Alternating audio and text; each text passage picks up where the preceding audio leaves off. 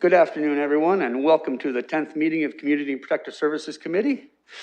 Right now, so you know, the YouTube stream is down, but it'll be up shortly. Oh, it is working, I'm sorry. The City of London is committed to making every effort to provide alternative formats and communication supports for council, standing or advisory committees, meetings, and information upon request. To make a request for any city service, please contact accessibility@london.ca or 519-661-2489, extension 2425.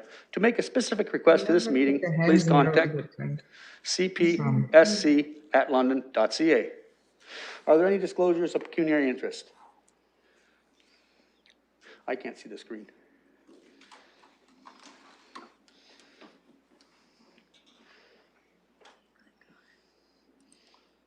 No, it just goes there. But it doesn't show me. Oh. I can't see the face. Oh, there it is. No, that's not working either.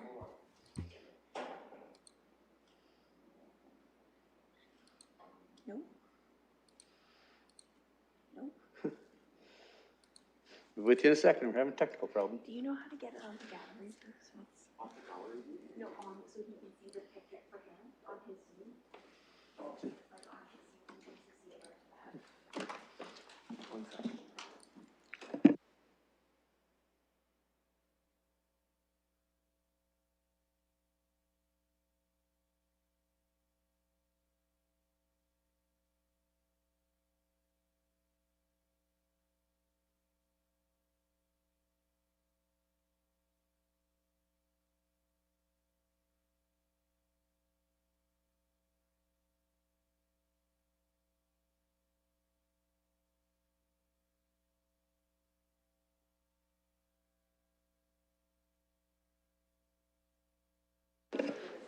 Okay, I think we've got this taken care of.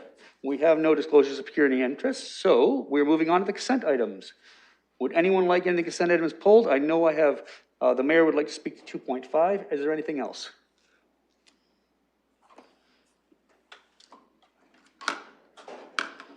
You do realize this isn't on.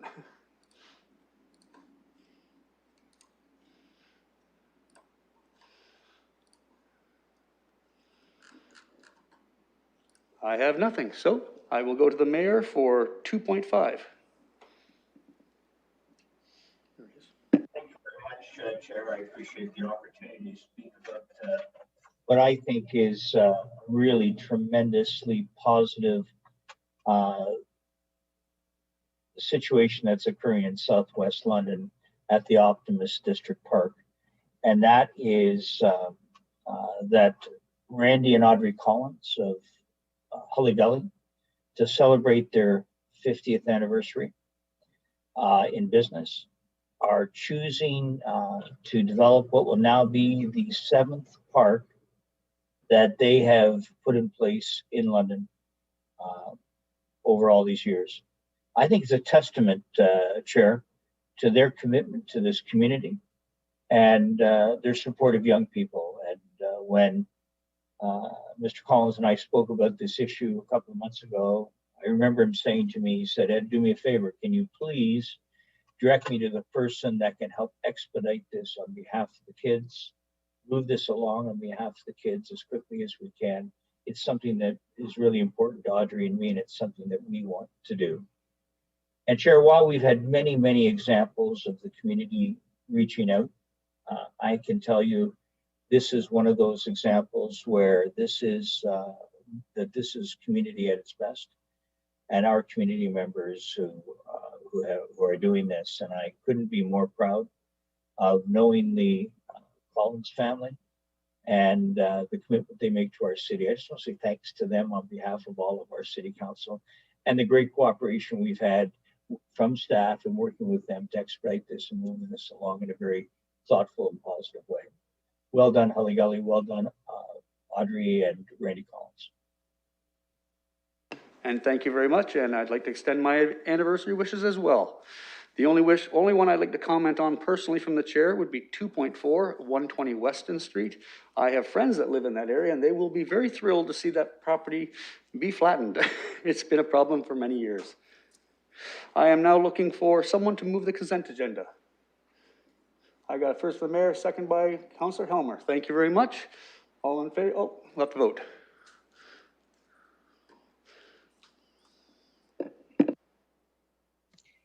Mr. Chair, Yes. I don't have a participant thing, so I can't see Ariel. I know I can hear you.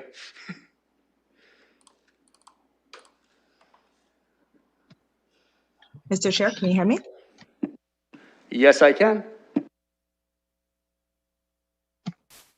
I don't know if you just said vote, but I did want to make a comment before it goes into a vote. I am terribly sorry. I can't see you on the screen over here, so we're working on that right now. What would you like to comment on? We pulled that back.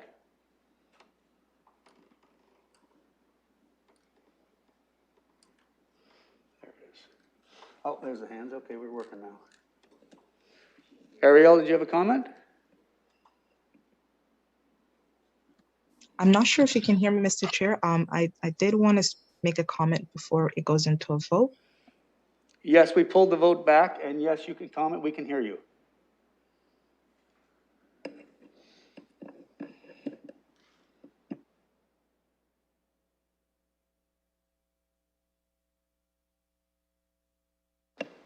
I think I just lost her. I'll come back to Ariel. Councillor Helmer, your hand is up. Would you like to speak?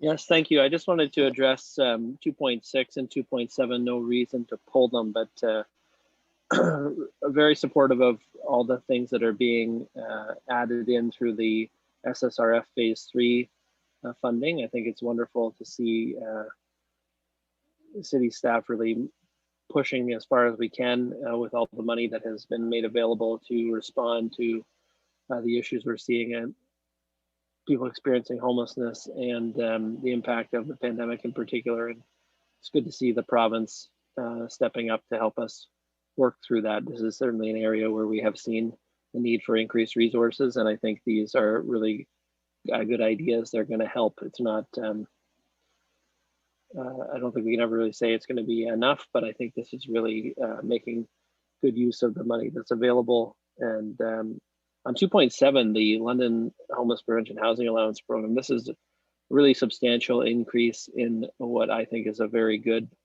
program, really a very good value to provide people with some funding to get them into units that otherwise might not be available and help them find housing stability and stay in housing. The housing allowance, both the housing benefit that's provided at the provincial and the federal level and this program, really, I think, good approach to trying to, without having to build new housing, make existing housing units more affordable and expand what is essentially available to people in the market. So I'm glad to see this one being increased by 381,000, and it's not a small increase. So I'm glad to see that that's happening in this meeting. Thank you very much. I'm just waiting for Councillor Kayabaga. She was having some technical problems. Just give us a second.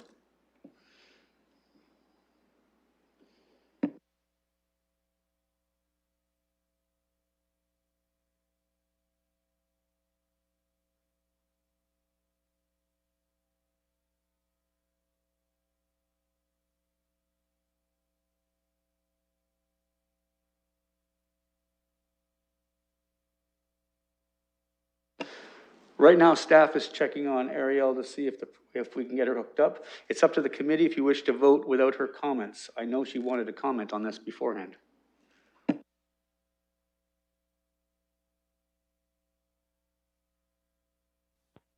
Mr. Chair, it's Kathy Saunders. I'm wondering if we knew which item the councillor wanted to speak to, and perhaps you could vote on all of them except that one. She did not tell us yet.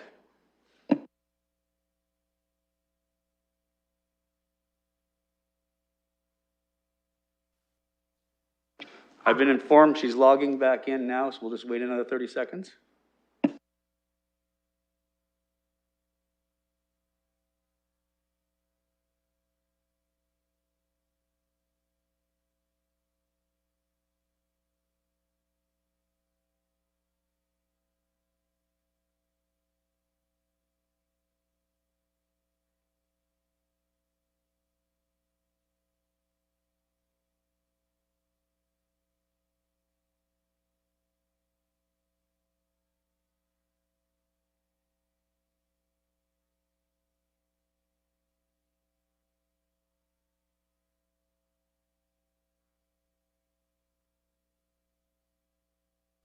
Mr. Chair, perhaps you might want to go on to the item that was pulled and then come back to these items? Or did you deal with that already? Sorry. There was nothing pulled for consent, just for comment. Okay. Perhaps you could go on to 3.1 and come back to these items once the counselor has joined us. Thank you. That's a very good suggestion, and I think we will do that. With committee's permission, I think we should move to 3.1. It's a presentation from Arcade, and it was approved at the last meeting, and I think that will allow Councilor Kayabauga a chance to get back in.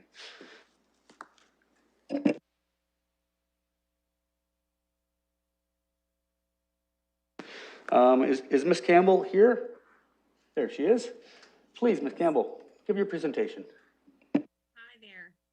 Thank you so much for accepting our delegation request. I'm joined right now with Dan Turner, and he was a resident at our Elizabeth Street Wish location, and he's just here in case you have any questions that you want to direct towards him as a participant in our program. The slides, I think, have been provided in the package. I'm not sure if you're able to see them during this time. Are they up and able to be seen? We have them in the agenda. I'm actually looking at it right now. Okay, great. Because I wasn't sure if I was supposed to share my screen. So just trying to figure this out. Thank you. So I'm really thrilled to just be talking about the amazing opportunity that it has been to provide the winter interim solution to homelessness and some of the outcomes of that work. You know, in looking over the statistics, the folks that we have at York Street on average have been with us now for anywhere between 4 and 6 months. And previous to their stay with Wish, the average length of stay was 15 days. And so we're incredibly grateful for the opportunity to journey with people for that amount of time to create that level of stability for folks that have been, you know, we use this language of high acuity, people who have really struggled with multiple challenges, whether they're addiction, homelessness, trauma, and barriers to accessing traditional shelter options. We're really grateful that we were able to do that in the winter months. What we didn't anticipate in that interim solution is the longer term implications of that disruptive model and how we might support people longer term. And so as we've been watching people transition into housing, Dan here being an example of somebody who has made that transition into a head leased unit, you know, we're thrilled to see the positive outcomes of the program. 100% of the participants at the WISH sites have had access to healthcare through the health bus from London Intercommunity Health. And during this extension that you provided until the end of June, we've been able to really go deeper in terms of linking to community resources such as mental health and developmental services type supports that, you know, just take more time. And I'll be honest, we haven't had great success yet, but we are looking forward to those things moving forward. The other thing is, as people have stabilized, we've seen the incidents that have taken place both on and off site reduced by 55% over the course of the project. The reason I'm presenting to you today is because our residents wanted it to be stated very clearly that the low barrier access and the form of sheltering that was provided through WISH was really important to many of them as it related to accessibility and their ability to join the response. And so we just want to highlight the importance of that low barrier model as civic administration is looking to redesign the homelessness RFPs, that this language and this model of service needs to be considered. And this includes physical forms of housing or sheltering. And so we wanted to just say that we encourage council to continue to support future low barrier options. Secondly, we want to assure you that we are preparing to move towards that stabilization to long-term home with people. And so in this 6-month extension that you've now funded at the last meeting, we are working to build our capacity around maintaining those core values with low barrier, harm reduction, and person-centered approaches that drove the WISH project into a housing model.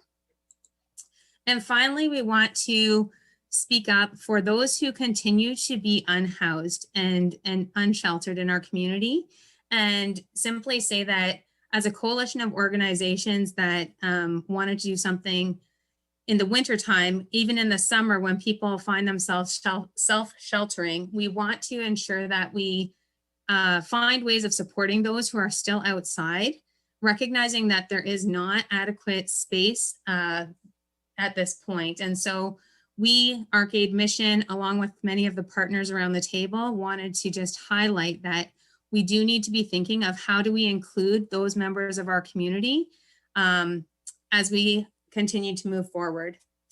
And so basically, I wanted to say a big word of thanks to Council for the ways that you have supported this effort, and also acknowledge that we do ask other levels of government, particularly mental health, addictions, and housing funders. So that would be the provincial and federal governments to step up. This is not just our municipality's issue.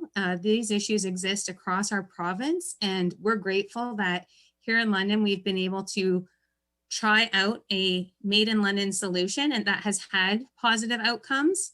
And we would like to see how we can take the evaluation committee. There was an evaluation of the first WISH, the short-term project. They're just getting preliminary findings, and it's really reflected in those findings, these asks that we're putting in front of you today. Thank you again for listening, and we are available for questions. Thank you very much, Ms. Campbell. Anyone on the committee have any questions for her?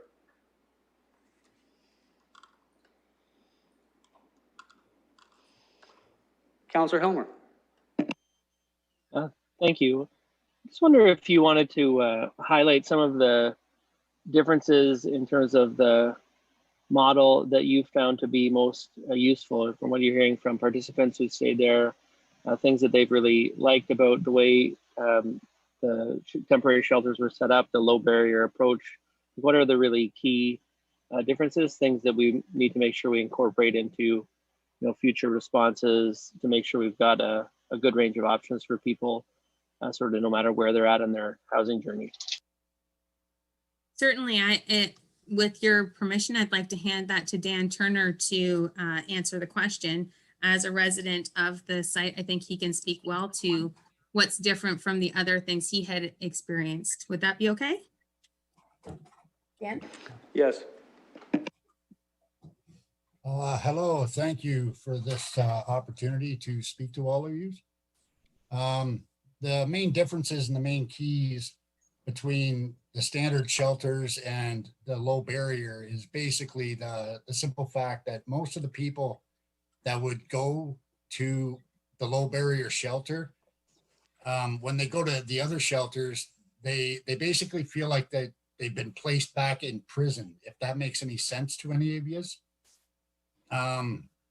They're watched constantly. They're put under a thumb. They're subjective to searches of both their person and their property, which is understandable if they are high risk participants. People do understand that, but not everybody is a high risk participant, and they basically feel like no matter what they do, that it's just basically an onset to be booted back out to the street. With the low barrier option, we basically, the participants, we take it upon ourselves to basically police ourselves and to make everybody responsible for their own decisions and everything like that. That would go with the low barrier option. Plus, we have the opportunity of Sarah's team and the people that are there in order to reach out in case something needs to be done that is either A, needed to make it happen better, or B, something that we can't on a personal level handle and we need an outside source to help us out.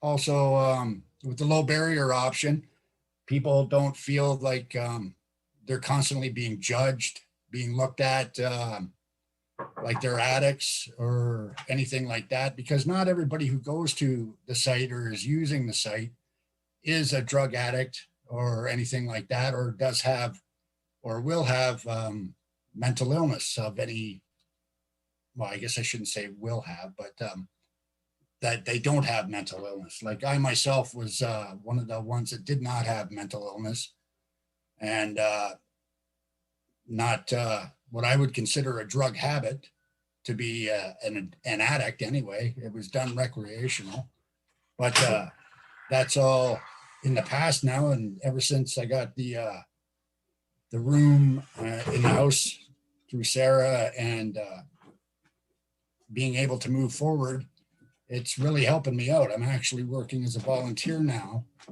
and hopefully it'll lead to some full-time employment. Thank you very much. I really appreciate that, Dan. Thank you. Thank you very much. Councillor Kayabaga, you had your hand up, but I'm not sure if you still wanted to speak on this. We are on 3.1. We will be coming back to the rest of the consent agenda for yourself. I think my questions have been answered. I just wanted to ask Sarah, sort of speak on the difference between the WISH program and other programs, and also just want to take the opportunity. And I hope I'm not speaking in the air. You guys can hear me. I should have checked that before I went off. Can you hear me, Mr. Chair? Yes, we can. Okay, good.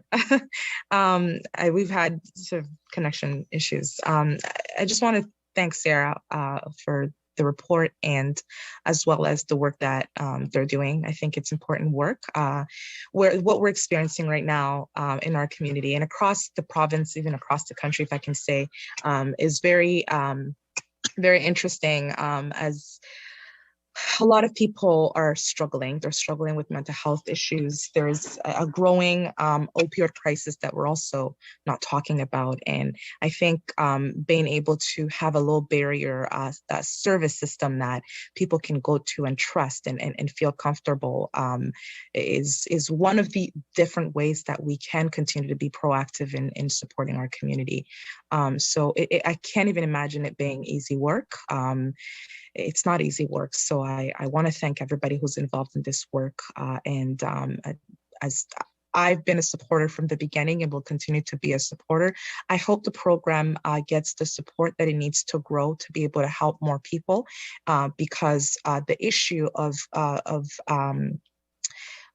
addiction is just getting so large in our community, and everybody needs to figure out a way to be proactive in responding to it. So thank you for your report, and thank you for your testimony. Yeah, thanks. Thank you, Councillor Kayabaga. Anyone else? Not seeing anyone. I need a motion to receive 3.1. I'll move it. Thank you, Ariel. A seconder with Councillor Helmer. Thank you very much. We will vote on that. I vote yes, Mr. Chair. Thank you. Mr. Chair, I don't have my e-scribe up either, but I too will vote yes.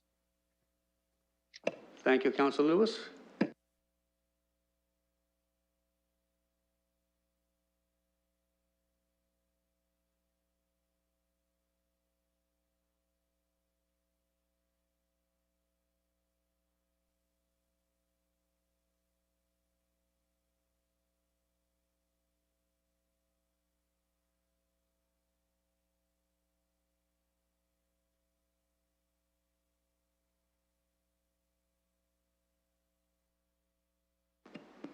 Councillor Helmer?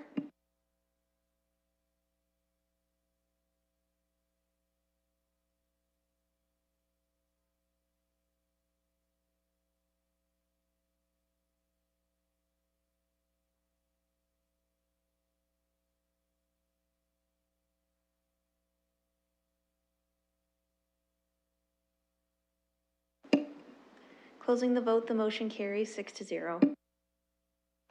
Thank you very much. Now we will circle back to the consent agenda.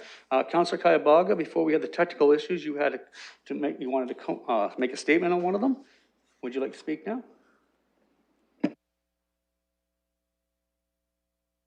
Yes, can you hear me? Yes, we can. Thank you. Yeah, I just wanted to make comments on items 2.6, the housing items. To just, I had a few questions, given that I'm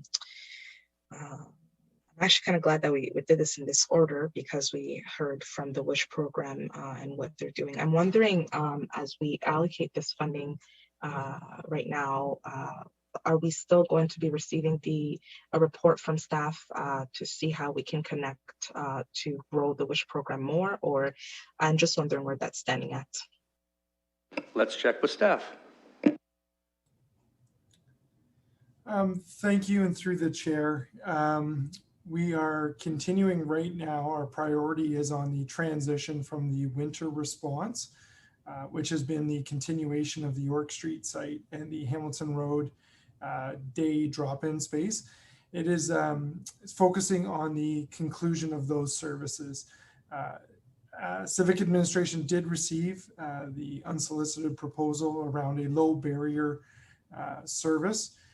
That does in some regard align with what we as Civic Administration have indicated prior to this, is that we would be seeking an RFP in 2021 for additional lower barrier services within the community. So that work is still ongoing through our Housing Stability Services team.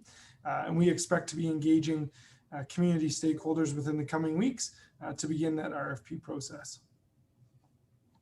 Thank you. And just to clarify, the closure of the program has not happened until we have an alternative plan, correct? So through the chair, council endorsed at the June 1st meeting that we would conclude the York Street site at the end of June and move to an alternate location, working in partnership with WISH through a single source procurement. I'm optimistic to share that currently the Wish to Be Home organization is in the process of finalizing agreements, which will allow them to make offers of housing with supports to the current tenants at the temporary York Street shelter, with Wish maintaining their involvement in offering the on-site supports with these housing offers. We hope that everyone at York Street will be able to transition to their new housing accommodations. Should some of the individuals at York Street be unable or uninterested in the offer of housing with supports, they will have access to all of the services that we set out in our June 1st CAPS report and this report, including the temporary resting spaces, which they could stay at until we were able to match them to appropriate housing with supports as well. At this time, it would appear that the need to use a hotel response as an alternate location to the York Street site would be little to none. Thank you for that information. And when you say little to none, is that because most participants are interested in the housing option, or is there any other factor? And and I'm only asking this just because we personally, I received a lot of communications from members of my ward needing to know whether or not this was a program that once it ends, what's going to happen. And we're in June now, so people want to know what's the next step. And there was perhaps some miscommunications around the fact that people thought that we just closed it and it just ended and people are right back on the street. And that's why I'm asking this question, just to clarify for the community. Thank you very much for the question, and through you, Chair. Yes, the intent was never to just close down the temporary sites and return everyone to the streets. I think credit to Ms. Campbell and the work of the WISH Coalition to provide a lot of housing stability services during this extended period for those individuals at York Street. The goal during the extension of the end of March through to the end of June was to prepare people for housing. So we're very optimistic to say that the reason we do not need a hotel response, or we would need a very minimal, if any, hotel response, is because most participants at York Street will be moving into housing with supports. which is what the goal has been all along. So we're very optimistic to have those agreements finalized in the coming days, and in anticipation for that. We reference that it could still be an outside possibility if there is some unforeseen delay in those agreements being finalized, or should there be a lack of interest from some of the participants, we would certainly try to match them to our other housing programs and our resting spaces. Thank you so much. I appreciate that response, and appreciate the work that your department is doing. Thank you. Any more questions on the consent agenda? I don't believe there is, but I have to ask. Not seeing any. I need a mover for the consent agenda. Oh, we already have a mover and seconder. Sorry, yes, we just need a vote. Thank you.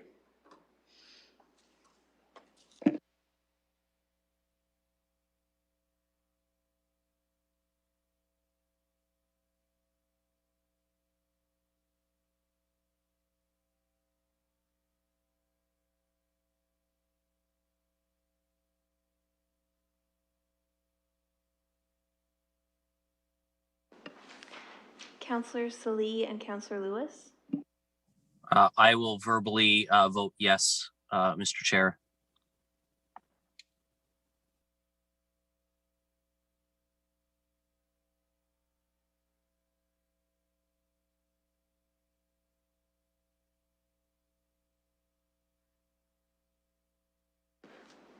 Councillor Salee, does the thumb up mean yes?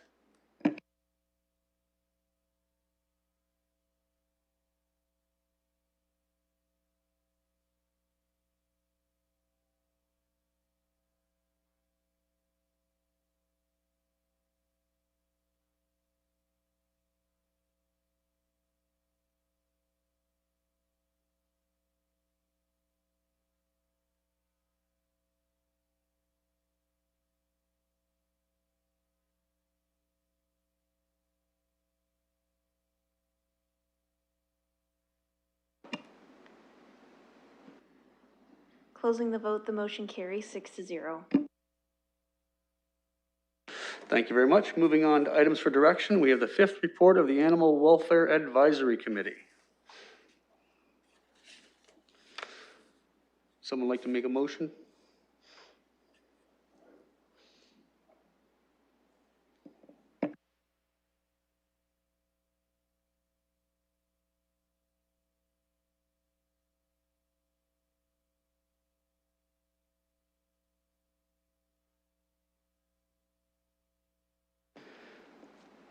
I need a mover for 4.1. There's Councillor Helmer, thank you.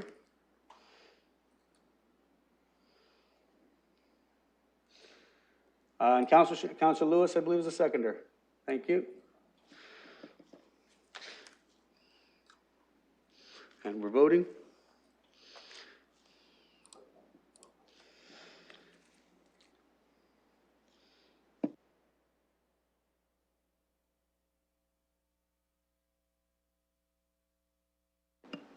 Councillor Lewis. I will vote yes.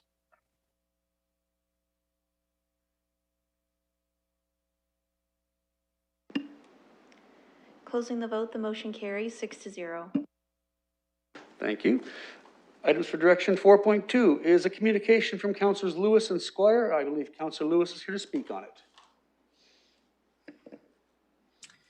Thank you, Mr. Chair. I am, and you'll forgive me, I am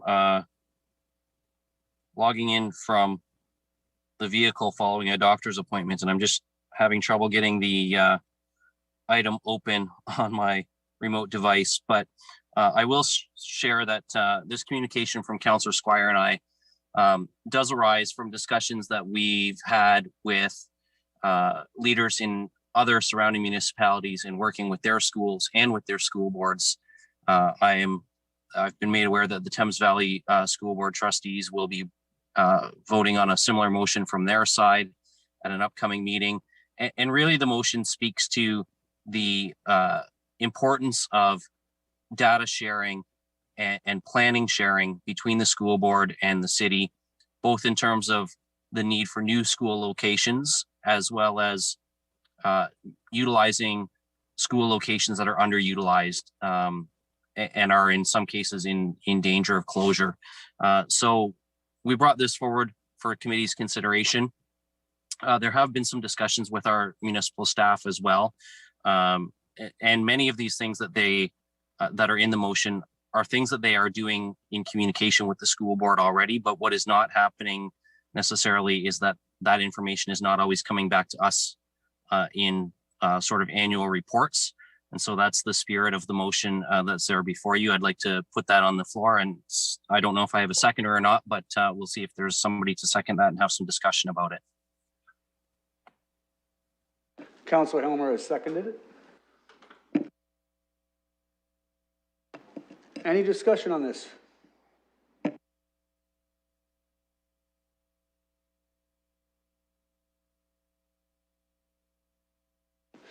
Yes, I see the mayor. Thanks very much, Chair. I'm sympathetic to the information as put forward by Councilor Lewis and Councilor Squire. So my question through you to staff is to try to understand as it relates to school planning and the like, what kind of information do we typically get either in advance or long range, or just so I'm not sure if this has been prompted by virtue of a school situation in Northwest London specifically, or whether there are other issues, but is it ever a bad idea to have more information to assist us? I'm equally as concerned what the information staff gets. And I just wonder from a timing standpoint, whether this information is already available and we just don't see it, or whether the information is not available and would also equally be useful to staff.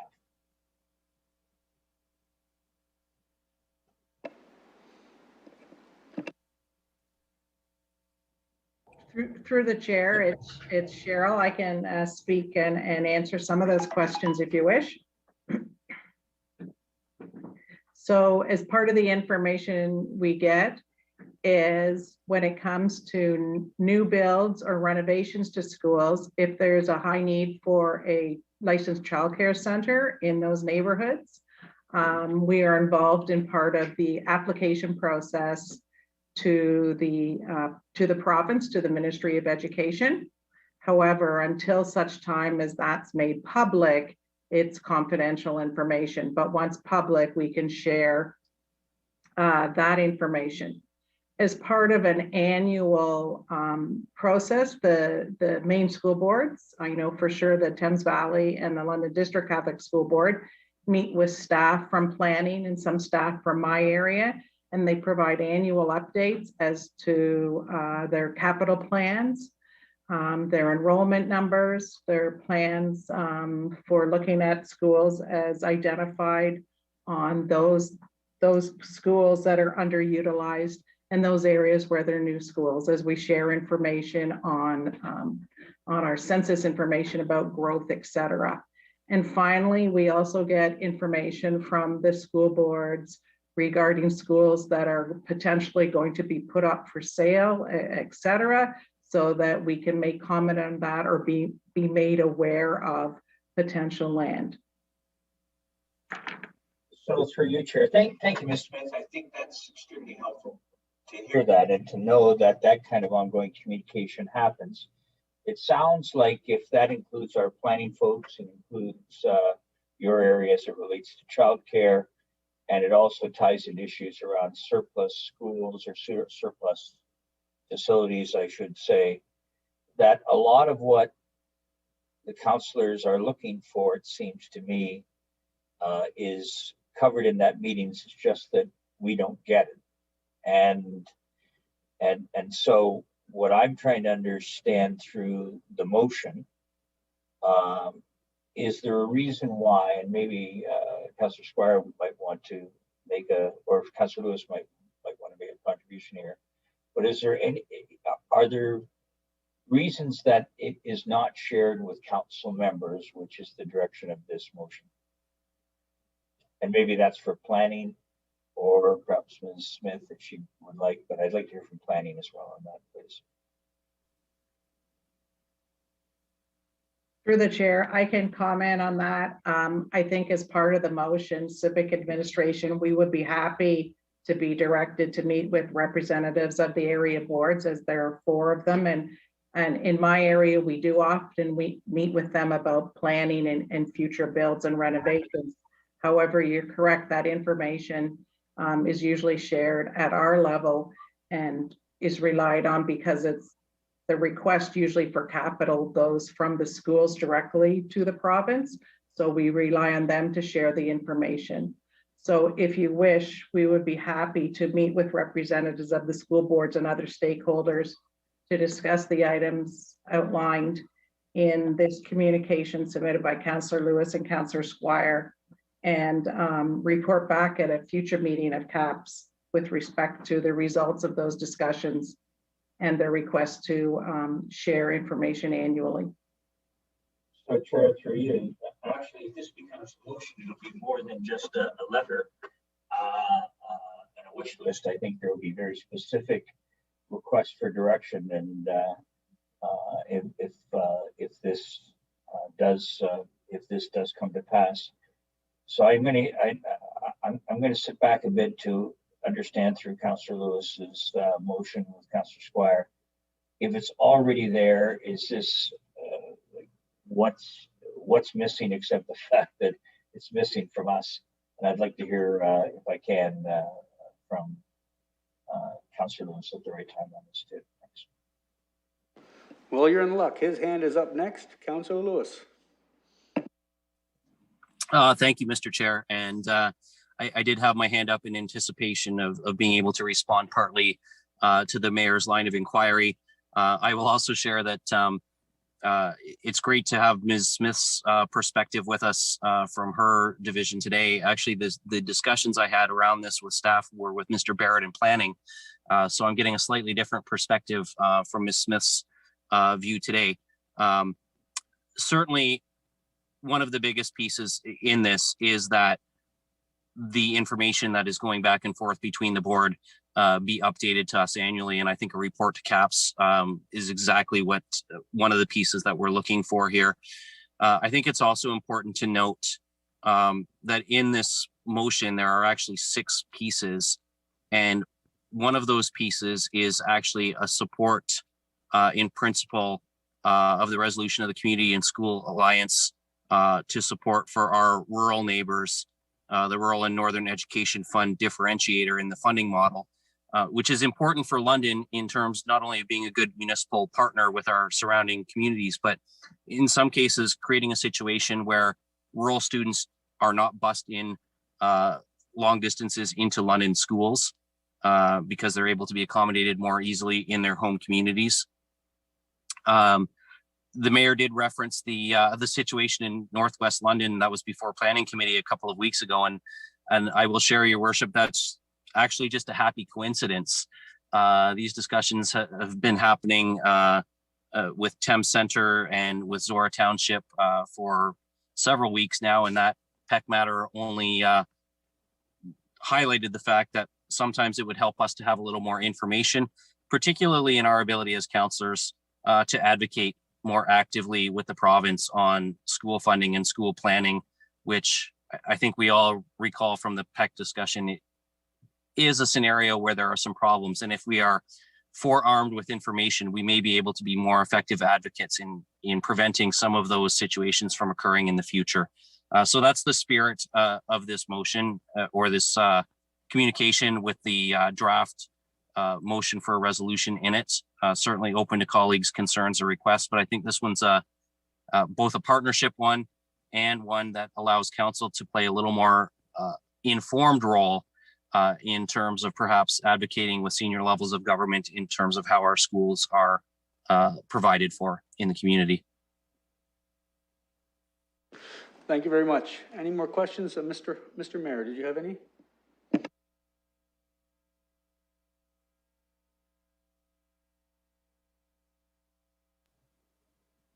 Well, I'm sure if I had very specific ones, I probably would have had my hand up again, but given this opportunity to speak, it doesn't feel to me as if the information isn't available. I mean, clearly it is.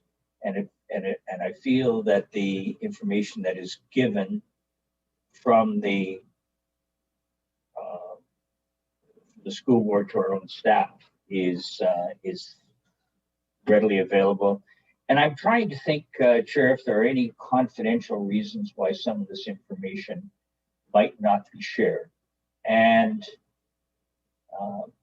I'm not sure if staff have any insights into that, or maybe, you know what, frankly, I'm overthinking it, and it may well be that we get some response from the boards of education as it relates to this as well.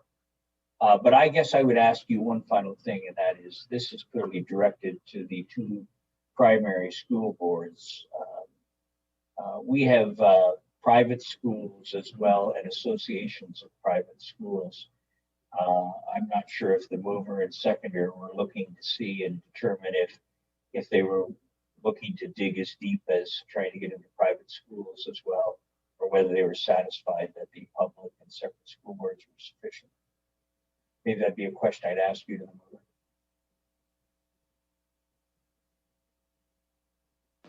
What did he say there at the end? He said, question I'd ask who? The mover.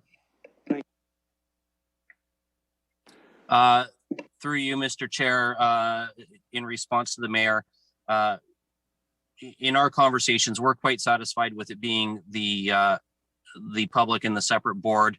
The reason being, we know when it comes to things like planning, the population at a private school is often not reflected in a geographic area, but is more of a community of interest, and that those students often do travel considerable distances outside of what would be their home school in the public or the separate system for that particular private schooling opportunity. So we didn't see there being a big planning component to the private schools. Those locations tend to be based on where they can purchase land and their students attend, regardless of how close or far it is from their geographic residence. So for us, it was more about planning partnerships, and you'll note even in the first bullet point in terms of reflecting this in our strategic plan, we feel that there might also be opportunities to go beyond just the use of the childcare centers, right? And are there opportunities for us to look at other partnerships and synergies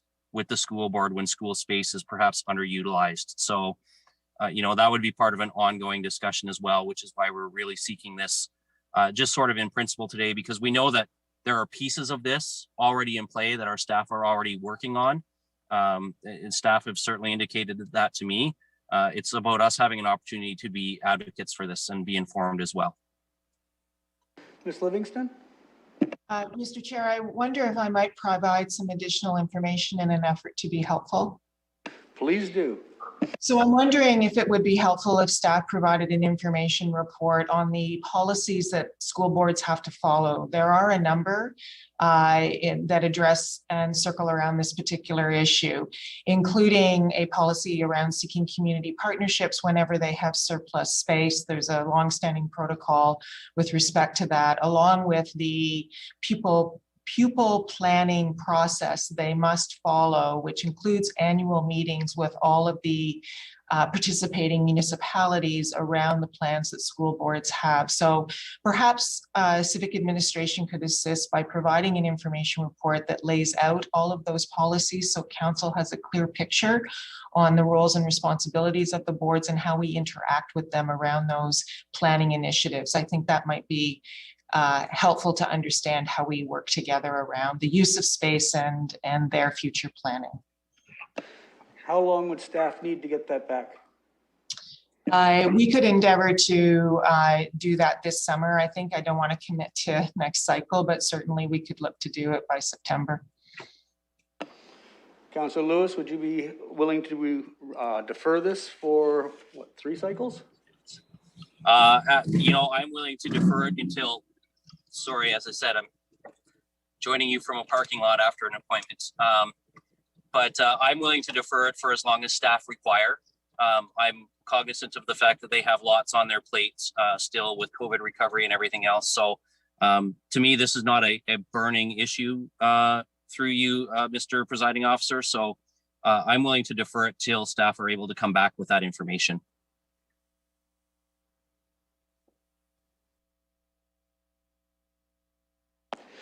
They are drafting that direction right now. Just give us a moment.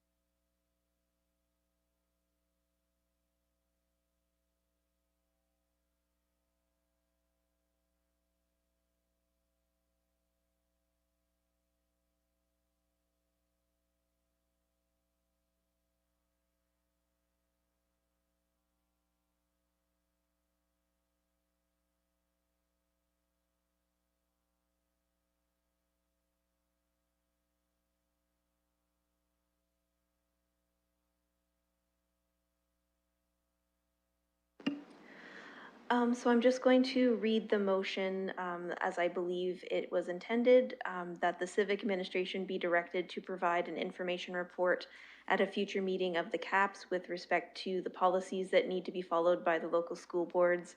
It being noted that the communication as appended to the agenda with respect to this matter was received.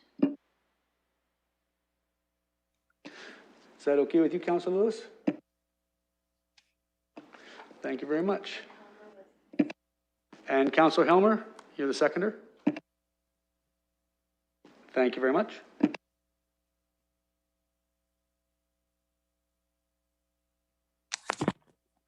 Are there any other questions before we move to vote?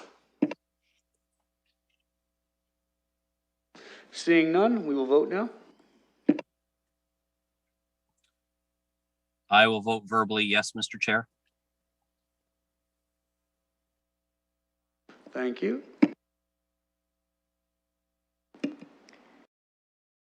Carry 6-0. Okay, we are now on to our last 4.3 item for direction, a request for delegation from R. Amendola, Fanshawe College, London Climate Emergency for fireworks. I am at committee's discretion.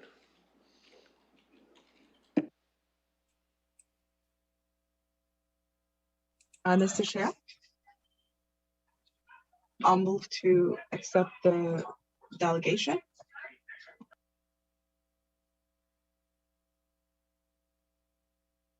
I have a mover. I need a seconder.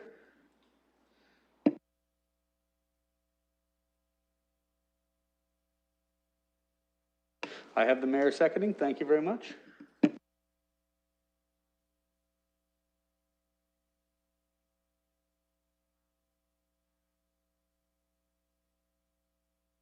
We are voting on that now.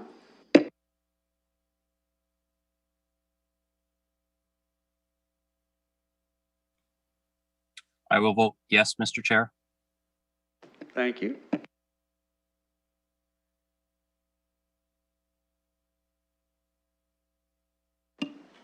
Closing the vote, the motion carries 6-0.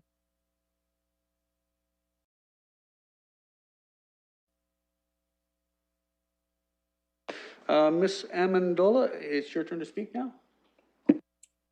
Okay, great. Thank you very much. I apologize. This is a first for me.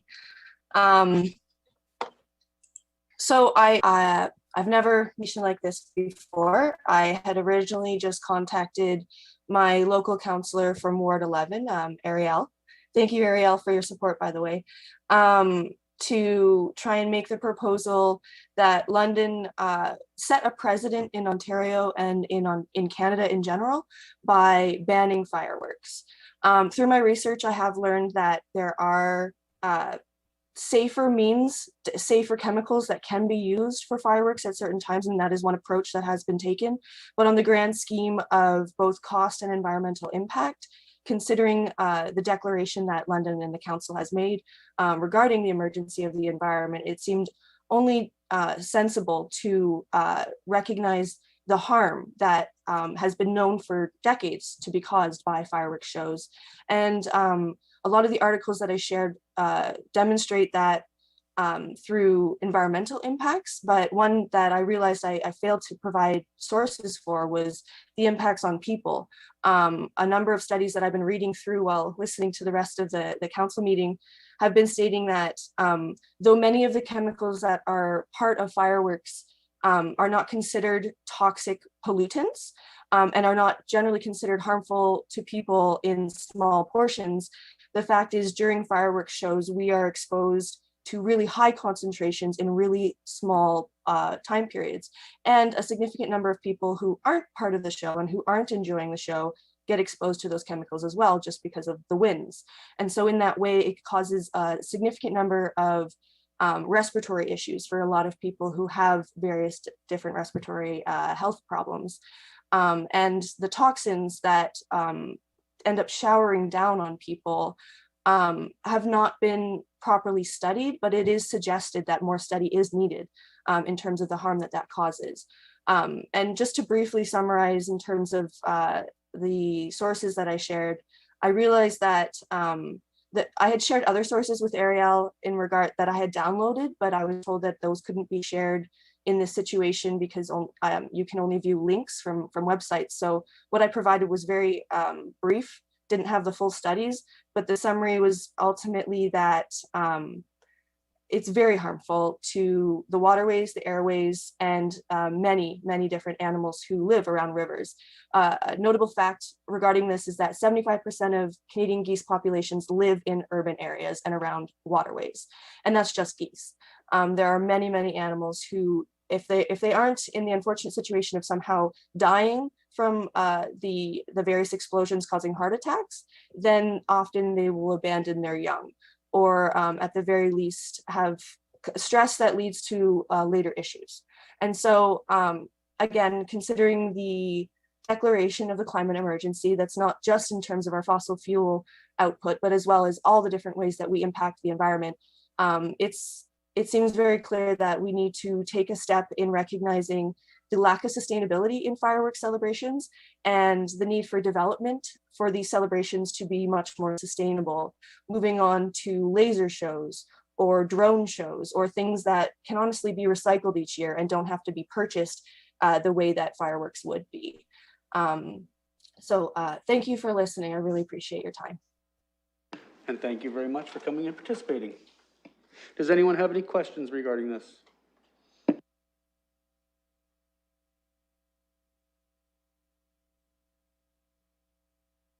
I have no questions.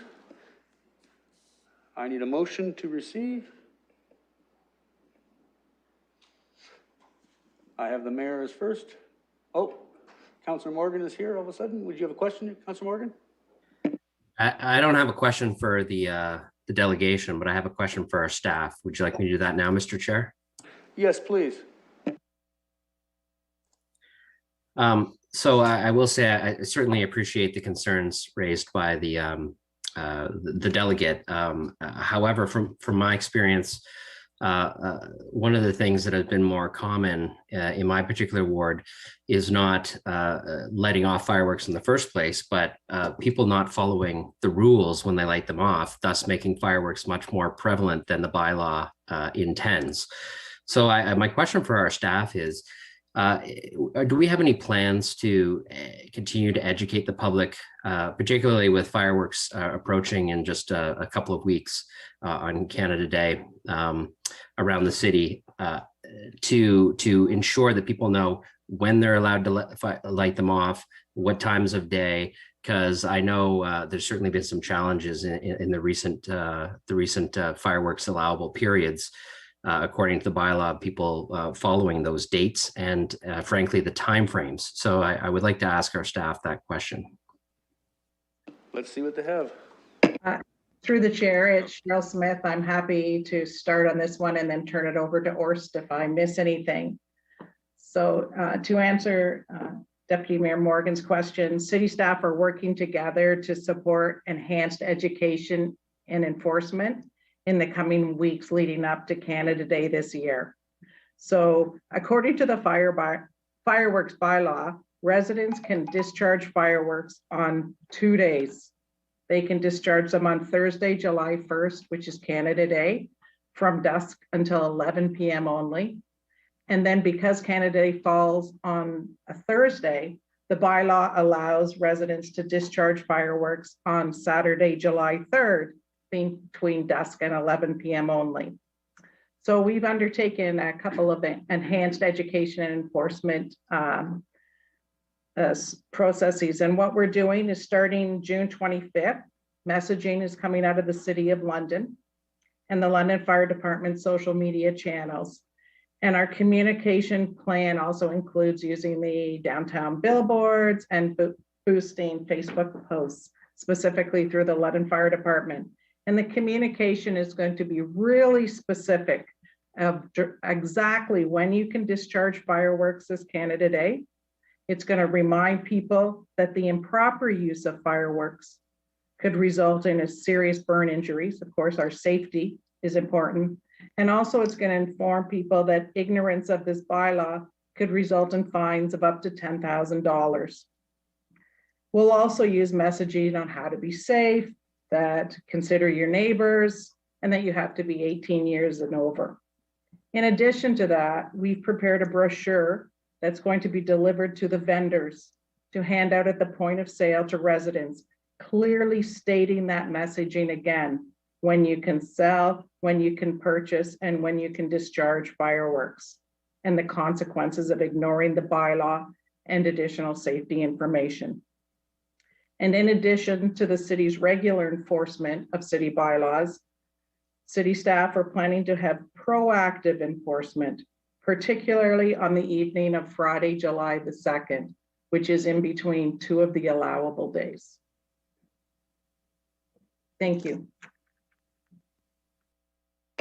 Councilor Morgan, anything else? Yes, I want to thank Ms. Smith for that detail. I would say the experience in May was not good. There was fireworks on days where they were not allowed. They were outside of the allowable hours.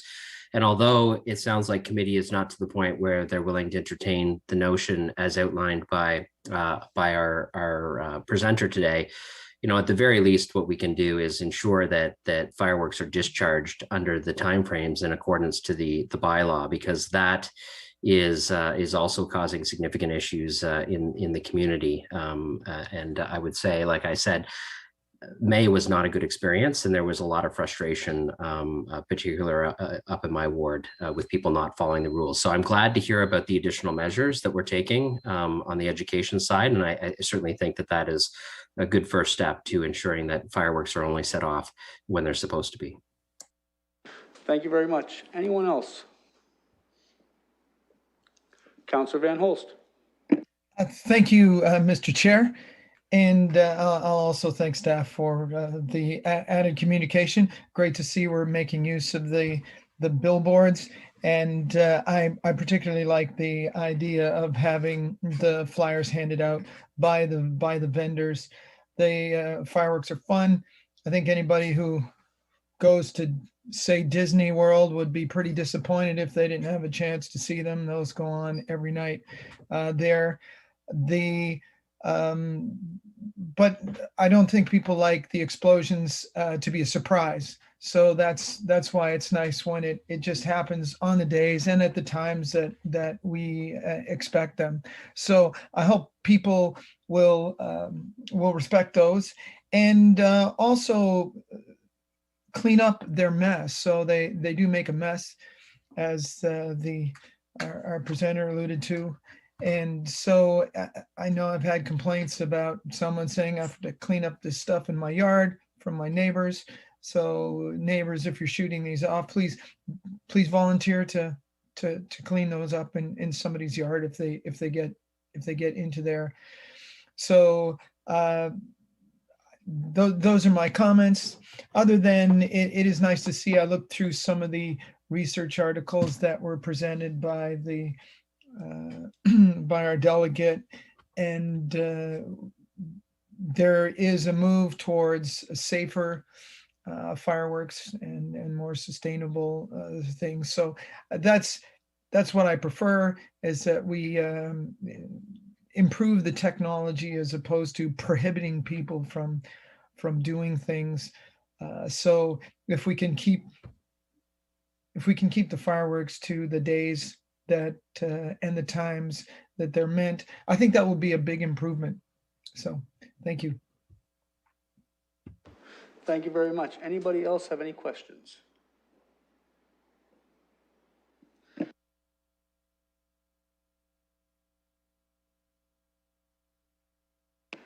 I do notice that Miss Amendola has her hand up. Did you have a question you wanted to ask? You have a moment right now.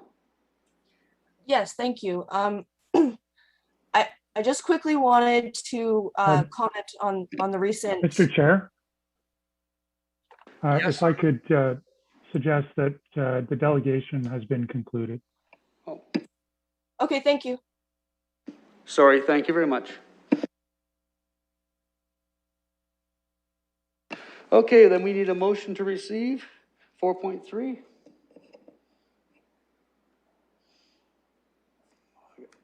I got nobody on the screen. I've got the mayor. I need a second, and I've got Councilor Lewis. Thank you very much. And we're voting.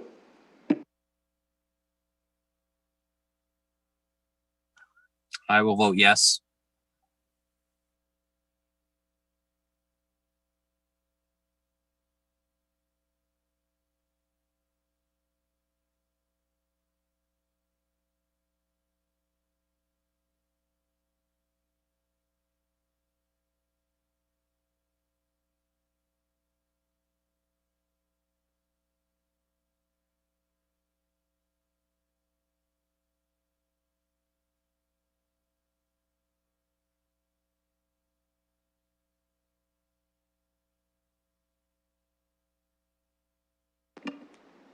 Closing the vote, the motion carries 6-0.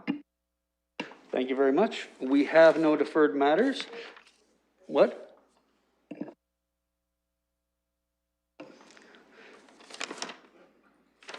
We have to receive the deferred matters list, sorry.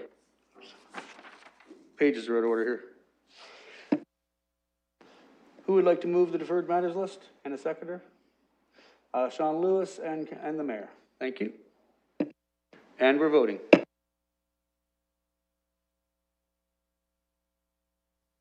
I will vote yes, Mr. Chair.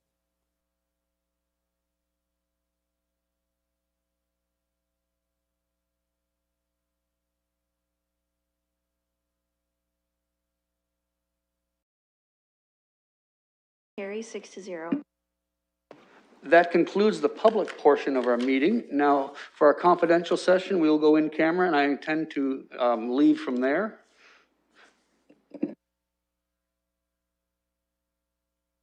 I just need a motion to move in camera. The mayor and Councilor Lewis, thank you. And we're voting.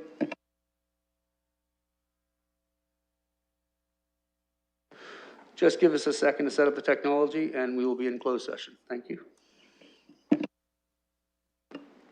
Councilor Lewis, I will vote yes.